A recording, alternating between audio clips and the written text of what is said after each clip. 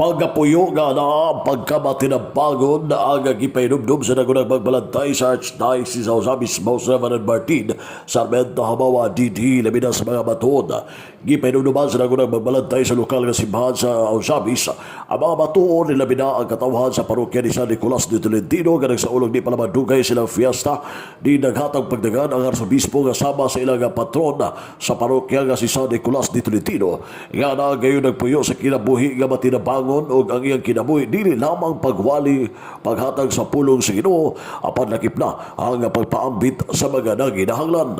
Dugang pa sa Arsobispo nga ang maong patron ang mipangapon-apon o mga pagkaon kay ang panalangin nga nadawat suma pa sa Arsobispo dili lamang kini alang sa kaugalingon tungod kay nakanawat gikinahanglan nga mopaambit usab ngadto sa mga naginahanglan kay ang dili magyatagon dili usab pilo-piloon ang panalangin tungod kay igo lamang kaniya ang nadawat nga panalangin o wala mo padugay-day sa mga grasya nga nadawat gadto sa mga naginahanglan nga mga kabus.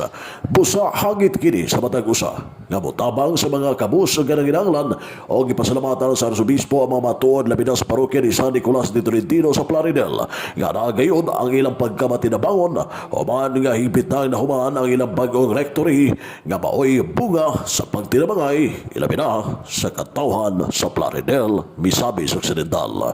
Ano yung tibig kamay payag sa Arsobispo sa Archdiocese sa Ozamis, Archbishop Martin Sarmento Hamawa DD. Atul kini sa Santos Misa nga gipahigayon diya sa parokya ni San Nicolas de Tolentino sa Plaridel, Misamis Occidental. Ang hiyas ni San Nicolas de Tolentino mao ang pagkamatinabangon. Priority sa kinabuhi ni San Nicolas de Tolentino mao ang pagsuroy sa mga kadalanan dili lang sa pagwali aron siya makahatag usab og pagkaon pan sa mga gigutom. Pahinumdum kini nga kita nga nakadawat og panalangin andam usab nga muhatag niini mupaambit sa nadawat nga panalangin ngadto sa mga kabus.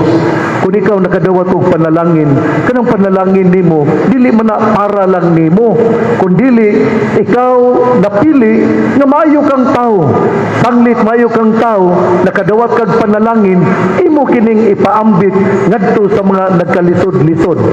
Sultian kamo ha. Naagyuban gyud nga bisag usa og paningkamot. Pobre gyud kaayo. Muna nga ato yung tabangan. Ang Arsobispo sa lokal na simbahan sa Archdiocese sa Ozamis, Most Reverend Martin Sarmento Hamawa DD. Alang sa DXDDC Energy Campana, ang Radio Simbahan, W8, Manuel Loren Killian Tanag sa Nakbayan.